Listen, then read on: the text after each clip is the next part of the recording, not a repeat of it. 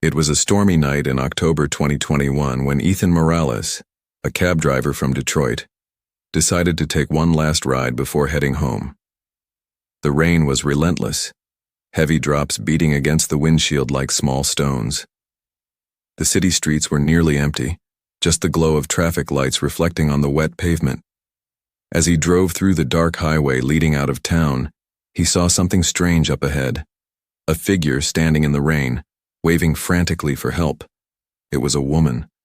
She was wearing a white dress soaked through, her long dark hair sticking to her face. Ethan slowed down and rolled down his window just a little. "Ma'am, do you need a ride?" he shouted through the rain. The woman nodded slowly, her lips trembling. "Please, take me home." Feeling a chill run down his spine, Ethan unlocked the doors, and she quietly slid into the back seat.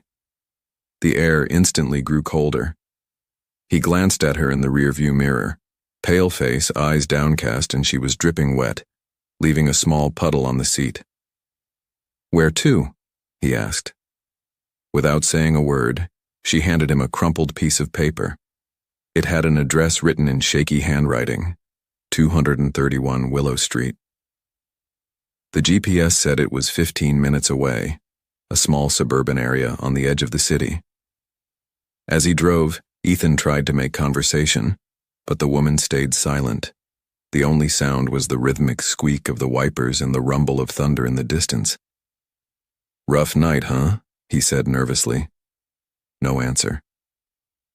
He looked again in the mirror.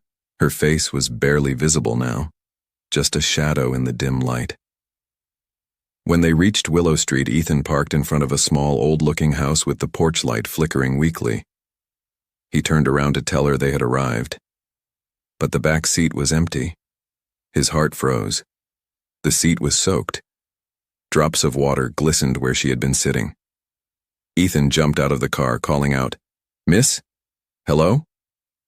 But there was no one, just rain and the distant sound of thunder. He hesitated, then walked to the front door and knocked. After a moment, the door creaked open, revealing an elderly man holding a dim lantern. "Sorry to bother you," Ethan stammered. "I just dropped off a young woman. She gave me this address." The man's expression changed immediately. He looked at Ethan with wide, watery eyes. "Was she wearing a white dress?" Ethan nodded slowly. The man's hand trembled. "That's my daughter, Emily. She died 10 years ago, right on that highway." Ethan felt his chest tighten.